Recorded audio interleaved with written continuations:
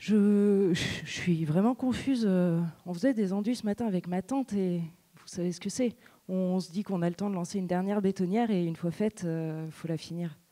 Du coup, j'ai 3 minutes à vous accorder, mais après, il faut vraiment que je file. Ah oui, pourquoi j'ai été sur un chantier?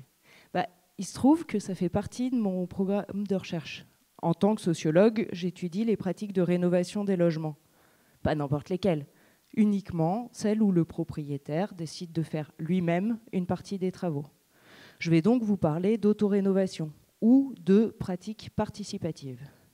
Oui, oui, participatives. Parce que je ne sais pas si vous avez déjà testé, mais faire des travaux tout seul,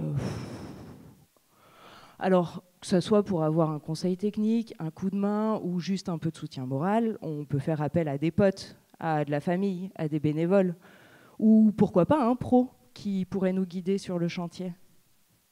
C'est ce qu'a fait ma tante pour rénover sa maison. Elle était motivée, elle voulait vraiment faire elle-même et elle avait un budget serré.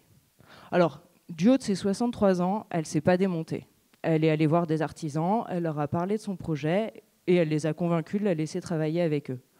Donc, de lui apprendre leur technique et de faire avec elle le projet dont elle rêvait. Ils étaient drôlement sympas, ceux-là. Voilà. Donc, moi, ce que je cherche à comprendre, c'est comment les gens auto-rénovent, mais aussi, et c'est là où mon travail devient technique, comment ils font le lien, ou pas, entre la recherche de confort et les économies d'énergie dans le bâtiment. Ce qu'on appelle la rénovation énergétique dans le jargon institutionnel. Est-ce que vous avez isolé vos murs, votre plafond, vos sols ou changé de système de chauffage, par exemple? Et pour ça, quelles compétences vous avez mobilisées? Qui vous a conseillé? Avec quel budget vous l'avez fait? Est-ce que vous avez réussi à obtenir des aides financières? Pour comprendre tout ça, je vais sur des chantiers de rénovation, énergétiques ou pas, commencés depuis 2 mois ou 10 ans, plus ou moins bien gérés par des personnes seules, en couple, plus en couple, avec des enfants, pas d'enfants, bref. Je mets tout ça dans ma bétonnière de recherche, je brasse, j'assemble et je regarde si ça colle. Ou, dit autrement, je compare les différentes façons de faire avec le niveau de performance visé. Et je regarde si certaines combinaisons de pratiques mènent à des rénovations plus confortables que d'autres.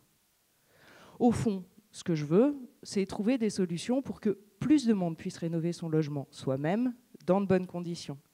Et qu'on soit ainsi plus nombreux à vivre dans des logements confortables et économes, en énergie et donc en coût. Voilà. Pendant ce temps-là, il bosse, du coup, je vais y retourner.